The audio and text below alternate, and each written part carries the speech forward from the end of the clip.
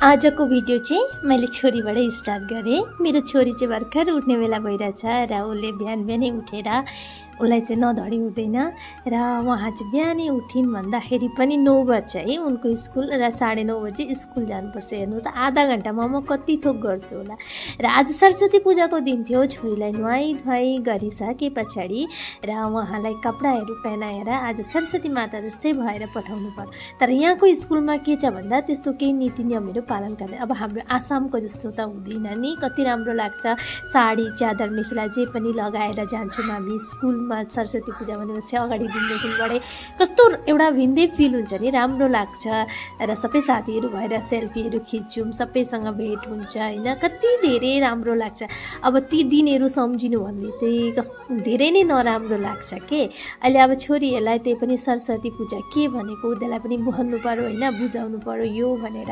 र उनलाई चाहिँ तयार पारिसकेर मैले भने बाबु आज भगवान्लाई जय गर र भन मलाई धेरै पढ्न दिनु भनेर भने उसले त्यसरी नै गरिने। अनि आयौँ छोरीलाई स्कुल पुऱ्याउन आयौँ।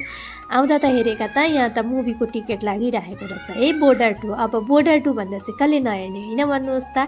र सबैजनाले हेर्नु होला बोर्डर 2 हाम्रो आर्म फोर्सको बारेमा, युद्धको बारेमा हेर्नुमा छ र सबैजनाले हेर्नु होला है। तर लाइन चाहिँ बहुत भिड रहेछ। अनि आज सबैजनाले भन्यौँ हामी खिचडी खानुपर्छ है भनेर साथीहरू मिलेर। सरस्वती पूजाको दिन पनि थियो। अनि टिकटहरू लिएर आएर बजार सजार सबै थोक गऱ्यौँ ओऱ्यौँ र खिचडी खाने भनेर सबैजनाले प्लानिङ गऱ्यौँ है। एकैछिनको प्लानिङ हो यो, धेरै बेरको नि प्लानिङ होइन।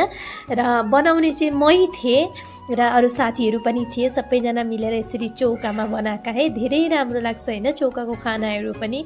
र साथीहरू पनि सबैजना मिलेर यसरी नै गएर आज खिचडीको आयोजन गरेर धेरै राम्रो लाग्यो है। सबैजना मिलेर खाँदा चाहिँ धेरै मिठो पनि हुन्छ होइन भन्नुहोस् त साथीहरू। यहाँ हेर्नु त हाम्रो खिचडी पनि कति मिठो भयो, देख्दै खाउँ खाउँ लागिरहेछ होइन भन्नुहोस् त।